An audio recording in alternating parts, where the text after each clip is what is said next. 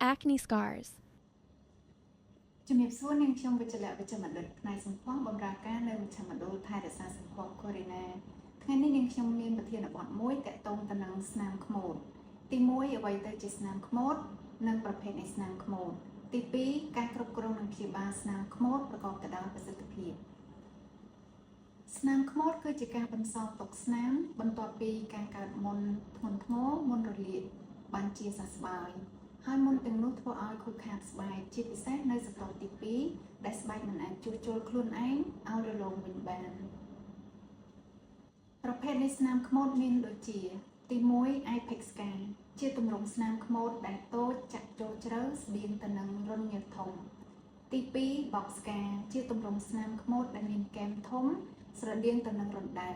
3 Rolling scar ជាទម្រង់ស្នាមខ្មោចដែលត្រុតជ្រៅនៅស្រទាប់ទី2 4 Hypertrophic scar ជាទម្រង់ស្នាមខ្មោចដែលក្រាស់ឧទាហរណ៍ដូចជាផ្លែ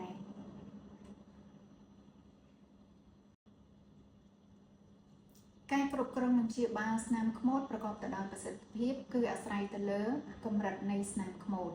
1ការព្យាបាលដោយភាលអាស៊ីតដូចជា TCA ហើយនិង Glycolic acid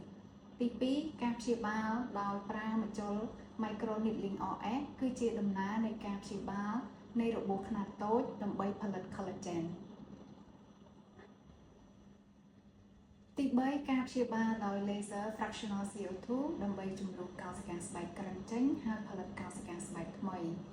ទី4ការព្យាបាលដោយ subcision គឺជាការបំបែកសរសៃ fibrotic នៅក្រោមស្បែកខ្មោចដែលត្រុតជ្រៅហើយនិងទី5ការព្យាបាលដោយការចាក់ dermal filler ដើម្បីបំបត្តិនៅស្នាមខ្មោចប្រសិនបើបងប្អូនមានចំណាប់អារម្មណ៍នៅក្នុងការព្យាបាលមុខកើតមុនស្នាមមុនហើយនិងស្នាមខ្មោចអាចទំនាក់ទំនងមកមជ្ឈមណ្ឌលថែរក្សាសម្ផស្សកូរីណា